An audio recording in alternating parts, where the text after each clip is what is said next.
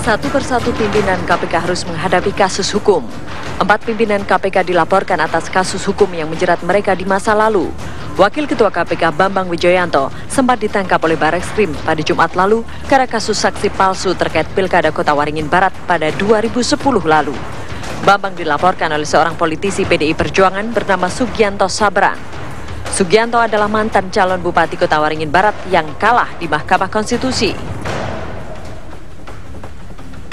Tahun 2010, Sabran maju pada pemilu Kada Kota Waringin Barat, Kalimantan Tengah, berpasangan dengan Eko Sumarno, melawan Bupati incumbent Ujang Iskandar yang berpasangan dengan Bambang Purwanto.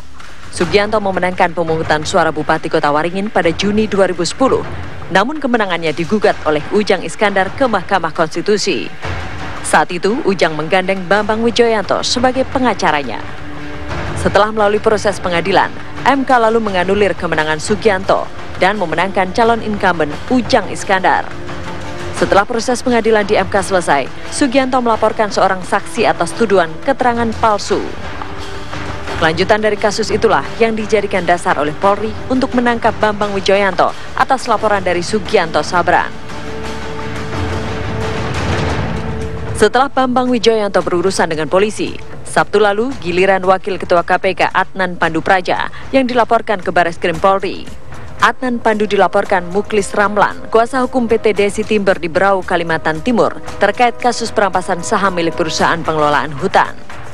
Saat kejadian tahun 2006, Adnan Pandu ditunjuk perusahaan sebagai penasihat hukum. Setelah mendapat laporan dari kuasa hukum PT Desi Timber, Barreskrim Polri kini sedang mengkaji pelaporan tersebut. Bila kasus yang diadukan merupakan tindakan pidana yang memiliki bukti kuat, maka akan dilanjutkan ke tahap penyelidikan.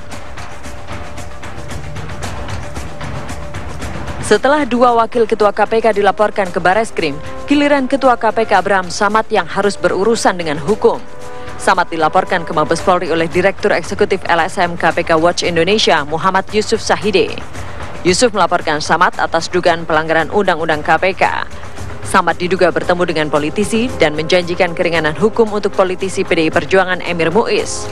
Laporan Sahide telah diterima Mabes Polri pada 22 Januari lalu. Rencananya Wakil Ketua KPK lainnya Zulkarnain juga akan dilaporkan ke Barreskrim. Mantan Kepala Kejaksaan Tinggi Jawa Timur tersebut akan dilaporkan Fatur Rashid, mantan Ketua DPRD Jawa Timur, terkait gratifikasi kasus P2SEM di Jawa Timur. Fatur Rashid bersama Aliansi Masyarakat Jawa Timur akan mendatangi Mabes Polri pada Rabu ini dengan membawa alat bukti keterlibatan Zulkarnain.